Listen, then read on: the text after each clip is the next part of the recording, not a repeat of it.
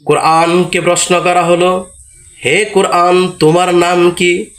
কোরআন বলে বাল হুয়া কুরআনুম মাজিদ।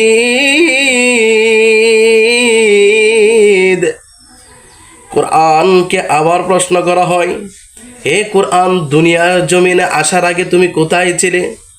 কোরআন বলে ফি লাউহিম মাহফুজ। কোরআনকে আবার প্রশ্ন করা হয়, হে কোরআন তুমি কার পক্ষ থেকে এসেছো? কোরআন চমৎকারভাবে জবাব দেয়, তানজিলুম মির রাব্বিল আলামিন।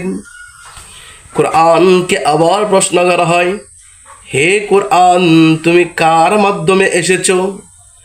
কোরআন বলে নাজালা বিহির রূহুল আমিন।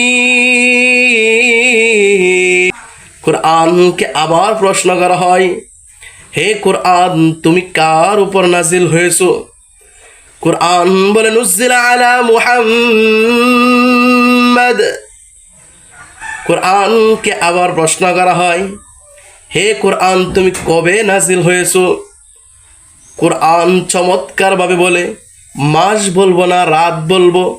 কোরআনকে বলা হয় মাস বলো। কোরআন বলে শাহরু রমাদান আল্লাযী উনজিলা ফীহিল কুরআন।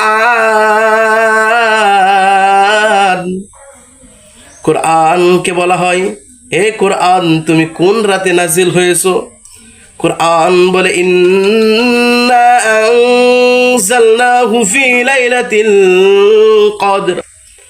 কোরআনকে এবার বলা হয়, হে কোরআন আল্লাহর পক্ষ থেকে এসেছো, জিব্রাহিল আমিনের মাধ্যমে এসেছো, পয়গম্বরের উপর নাজিল হয়েছো, কিন্তু দুনিয়াতে আসার উদ্দেশ্যটা কি? কোরআন চমৎকারভাবে জবাব দেয়, হুদাল লিল মুত্তাকিন।